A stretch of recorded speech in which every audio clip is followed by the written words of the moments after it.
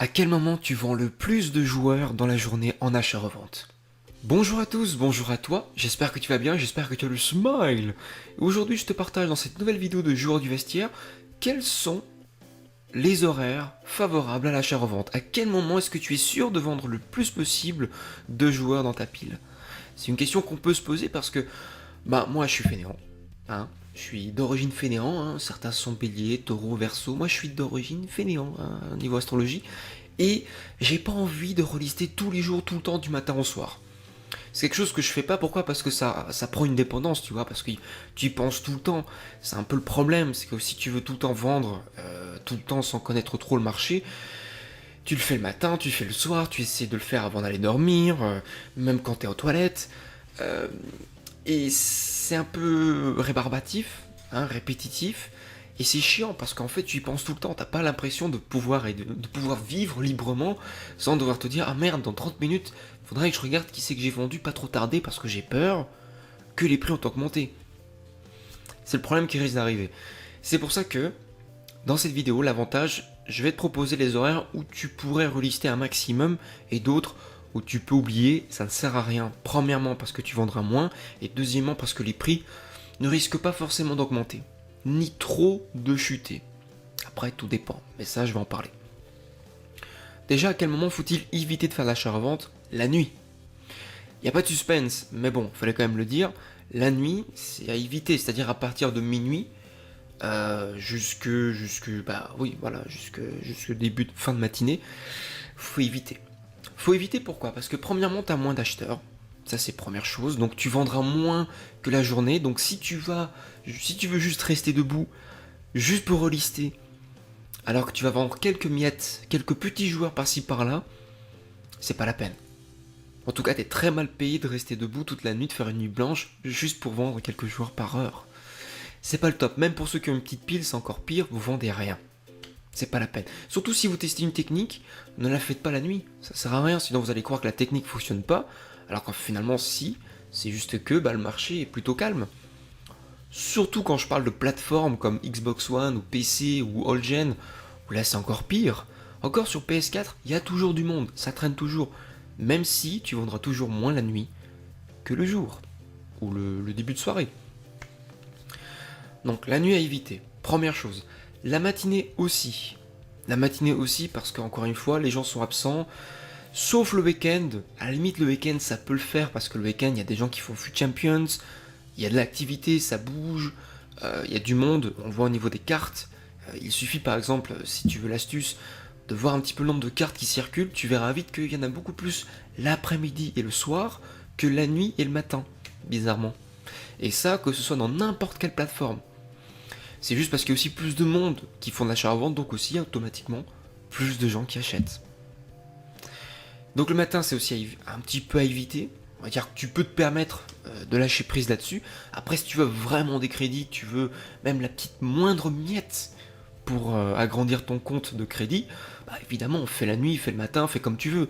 Moi, je parle plutôt comme ceux comme moi qui ont envie d'optimiser leur temps sur l'achat-revente, qui ne veulent pas le faire tout le temps parce que c'est pas le but. Sinon, à la fin, on perd même du plaisir à faire de l'achat-revente. C'est presque une contrainte de le faire. On n'aime pas le faire, mais on le fait parce qu'on se dit qu'on n'a pas le choix. Sinon, je vendrai moins. Sinon, j'ai peur que les prix soient plus les mêmes. Donc voilà, c'est dommage. C'est dommage par rapport à ça. Par contre, il y a des petites exceptions. Parce que là, je te dis que la nuit, ça a évité ainsi que la matinée. Mais lorsqu'il y a des packs spéciaux, quoi que ce soit, quoi qu'il arrive, ça touche le marché. À partir du moment où tu vois des packs en promo, ou comme la dernière fois avec le nouvel an lunaire le coq, le nouvel an du coq chinois, par exemple, c'était la dernière fois, les prix montent, les prix descendent, les prix descendent, un max, et ça tu ne peux éviter. Même si tu fais de l'achat-revente chaque heure, tu ne pourras pas éviter la baisse, mais c'est pas trop grave, parce que c'est moins grave quand ça baisse vite que quand ça monte vite, parce que quand ça monte vite, tu vends vite tous tes joueurs à perte, puisque tu peux plus les racheter. Rien de fou, il suffit de racheter d'autres joueurs en attendant et ça passe. Mais c'est ces petites exceptions qui fait que des fois, oui, tu peux profiter de ces horaires-là la nuit et la matinée pour faire des bonnes affaires ou de vendre à des bonnes affaires tes joueurs pendant les packs spéciaux ou pendant les SBC, je me souviens là récemment maintenant, aujourd'hui, avec Suarez, qui est dans un... Je sais pas comment on appelle ça. Ah, je sais plus le nom, mais il est dans les SBC, tu vois, pour...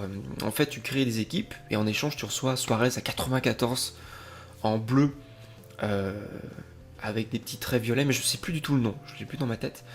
Et, euh, et tout de suite, j'ai vu mes joueurs Liga Santander, Kroos, Rakitic, Iniesta, Alba, monter, mais à une folie. Ce qui fait que je les ai rachetés tout de suite, quitte à les racheter à perte, et je les ai revendus la matinée quasiment 50% plus cher. Kroos, il valait à la fin 29 000 sur Xbox, alors que normalement il vaut 19 000. Je l'avais racheté à 21 000 en l'ayant vendu à perte vers 20 000. Et je me suis quand même fait quasiment 7 000 sur lui. Donc voilà, la nuit et la matinée, c'est que pour les petites exceptions, mais est-ce que ça change quelque chose en général pour réussir l'achat-revente au quotidien? Non. Non, encore une fois, pour moi, les SBC ont une petite influence, mais pas par rapport à la technique que je te propose, que tu peux voir dans les vidéos, hein, je ne vais pas en parler tout le temps. Mais voilà, il n'y a aucune conséquence, tout va bien. Bref, je reprends mon fil rouge, après la petite parenthèse. Donc la nuit et le matin à éviter.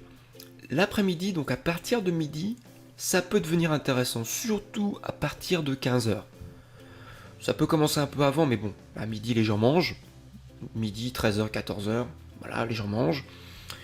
Et puis à partir de 14h, 15h, ça commence. Là, ça commence. Les gens viennent, les gens achètent. Je le vois quand je reliste chaque heure mes cartes. J'ai de plus en plus de ventes. Donc là, ça devient intéressant. Tu n'es toujours pas obligé de le faire.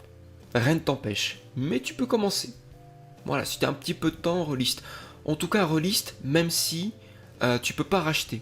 C'est pas grave. Par exemple, tu es au cours, tu es en cours, ou tu travailles dans une boîte, ou qu'importe.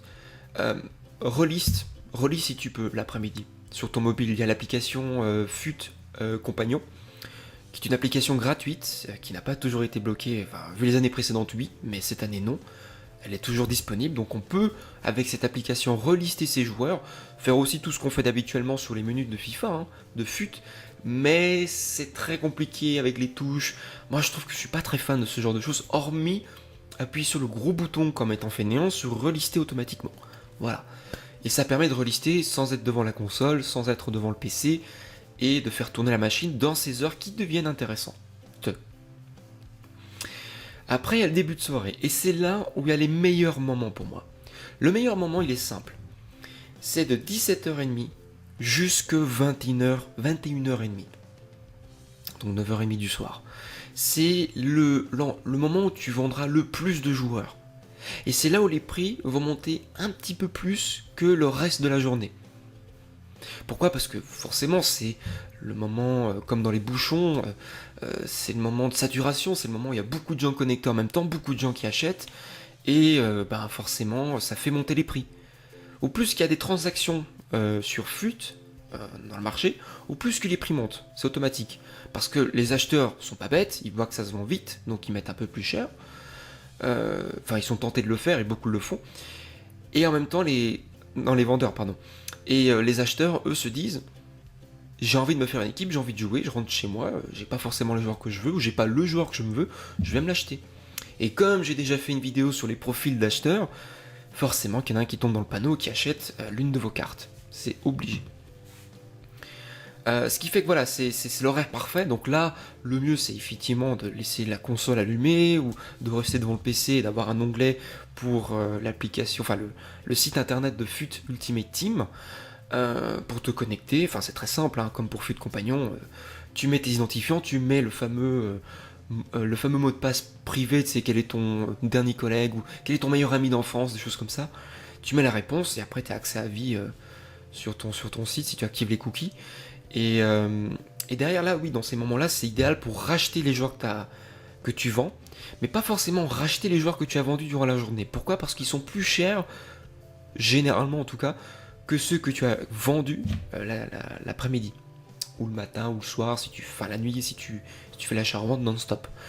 Donc si tu veux vraiment racheter tes joueurs proprement, je te conseille le matin quand tu te réveilles, ou le soir avant d'aller dormir.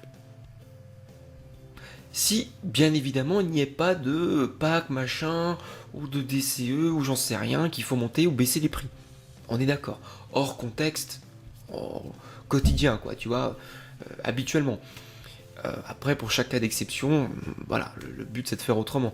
Mais en tout cas, dans la généralité, quand les prix sont assez stables, bah, de 17h30 à 21h30, les prix vont être un peu plus élevés. Et ensuite, ça va rebaisser de nouveau 10h, 23h, minuit, les gens vont se coucher. Et du coup, là, tu peux racheter tes joueurs si jamais, bien sûr, tu peux tenir à ce moment-là, au niveau de la fatigue, sinon le matin, quand tu te réveilles, sans problème. Ou, ce que je fais moi-même, dès que je vends, je rachète. Dans ces moments-là. Même si, évidemment, si j'attendais encore un peu, je me ferais encore 1000 crédits en plus sur ce joueur de bénéfice. Mais je suis un fainéant, tu sais très bien, donc tout ce qui est patience, tout ce qui est relistage, j'aime pas, non, j'aime pas, j'aime pas du tout. Et voilà, donc du coup, je préfère faire ça comme ça, racheter mes joueurs tout de suite que je vends. Et comme ça me rassure parce qu'en général, je sais que je peux les récupérer à un prix faible que j'avais acheté auparavant. Donc ça me rassure. Après, quand j'attends la fin de la journée pour racheter, je sais pas à quel prix je vais les retrouver. Et ça me ferait chier de pas pouvoir le racheter tout de suite parce qu'il a augmenté à cause de telle et telle chose et devoir attendre X temps pour le racheter ou devoir mettre un autre joueur à la place. Parce que moi j'aime bien quand je prends les mêmes habitudes avec les mêmes joueurs au fur et à mesure. Donc voilà, c'est à cette période-là où c'est le top pour vendre, c'est là où tu fais ta plus grosse marge de bénéfices, enfin c'est le plus gros paquet que tu fais dans la journée. Et après, ça se recalme à 21h, 10h du soir, parce que les gens vont aller dormir, etc. Donc là, ça rebaisse petit à petit. Donc forcément, tu vends moins, parce que les prix chutent un tout petit peu. Donc forcément, ça colle plus au prix. Et ça, c'était la dernière astuce d'ailleurs par rapport à ça. Si tu vois qu'il y a un joueur dans ta pile que tu vends quasiment jamais, en général, ce n'est pas la faute de la technique ni de toi, c'est la faute du prix qui avait été modifié. C'est-à-dire que quand tu vas sur futbin.com, futbin.com, tu mets le prix du joueur, enfin le nom du joueur, et tu verras dans la courbe à droite que finalement ça rebaisse. Surtout quand tu mets daily, quand tu mets hour, donc par heure, l'actualisation par heure de la courbe, tu vois vite que ça baisse. Et du coup, quand tu vends pas un joueur dans le temps où les prix sont assez élevés, forcément qu'après tu vas encore avoir plus de mal à le vendre après puisque les prix seront encore plus faibles. Donc voilà. Même si tu pourras toujours le vendre, il suffit qu'il y ait un profil d'acheteur qui arrive et qui le prend, mais ce sera moins souvent le cas. Voilà, c'était la petite astuce parce que j'ai vu 2-3 personnes qui s'en plaignaient par rapport à ça. J'espère que cette vidéo t'a plu, n'hésite pas à t'abonner si tu veux voir d'autres vidéos pour t'aider en achat-vente et pour te divertir aussi, je fais les deux en même temps. Pour Twitch évidemment, si tu souhaites rejoindre l'ambiance sur Twitch avec plus de 100 personnes en live en moyenne, auxquelles on partage et auxquelles je réponds aux viewers. Et pour les autres, je vous dis à très bientôt pour une nouvelle vidéo. Ciao ciao.